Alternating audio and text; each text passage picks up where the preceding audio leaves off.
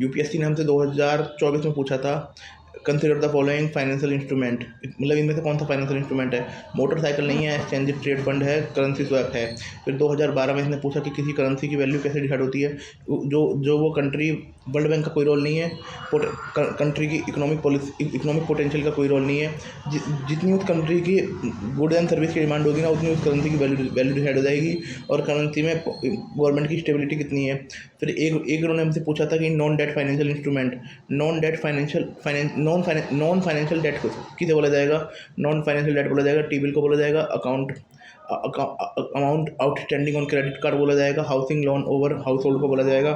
Then उसके ऊपर इसने कैपिटल अकाउंट की पूछा था, कैपिटल अकाउंट में क्या क्या आएगा। कैपिटल अकाउंट में रेमिटेंस नहीं आएगा, जिसके बदले में हमें कुछ देना पड़ता है, वो कैपिटल अकाउंट में आता है। जिसके बदले में कुछ देना नहीं पड़ता, ठीक है, वो हमारा उसमें आता है, करंट अकाउंट में आता है। अब इसमें जो जो ईटीएफ होता है, ये मार्केटेबल होते हैं और ये इन्हें ट्रैक कर सकते हैं। मार्केटेबल सिक्योरिटी है, इन्हें ट्रैक कर सकते हैं, just like commodity, track and index commodity and basket, है ना, ठीक है। ये ठीक है। अब ये जो मोटरसाइकिल है, इसे आप ये फाइनेंशियल वैल्यू को करते हैं, ओनरशिप को करते हैं। मोटरसाइकिल एक फिजिकल वो टेंजेबल एसेट है।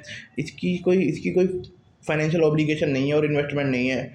Currency swap is derivative contract की, मतलब फ्यूचर डेट में भाई इस डेट पे हम लोग करेंसी, हम लोग वो कर लेंगे।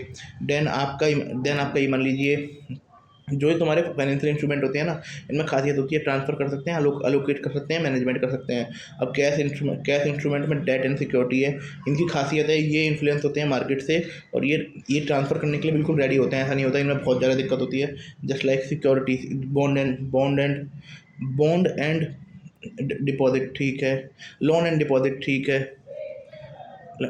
Where lender provide fund to borrower with expectation of repayment with interest, security, ठीक है।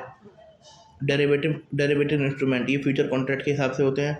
इसमें ना फ्यूचर के हिसाब से कॉन्ट्रैक्ट करते हैं। एक चीज़ दिमाग से निकल गई,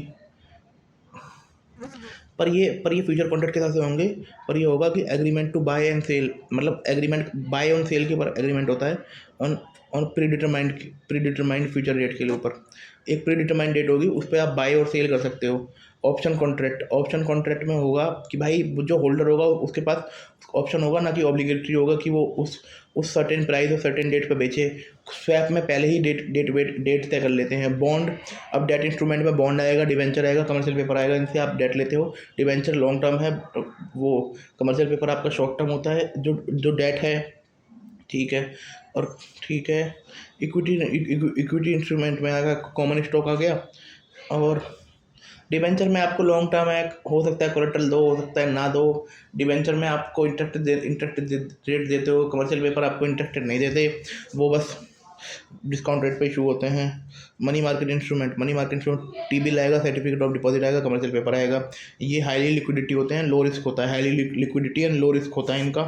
देन हाइब्रिड वो होते हैं जिनमें कन्वर्टेबल बॉन्ड, जिनमें दोनों के गुण होते हैं, कन्वर्टेबल बॉन्ड और preference share with debt light feature. एक फॉरेन एक्सचेंज इंस्ट्रूमेंट है, जिस स्पॉट हो गया, ऑन द स्पॉट। और फॉरवर्ड के लिए exchange traded fund, marketable security debt track index and commodity sector, asset basket and trade on the stock exchange like share. एक इसका इक्विटी ईटीएफ है, जिसमें 50 निफ्टी 50 हो गया, और सेंसेक्स हो गया, गोल्ड ईटीएफ और सिल्वर ईटीएफ है, डेट ईटीएफ है, एंड इंटरनेशनल ईटीएफ हो गया। Thank you.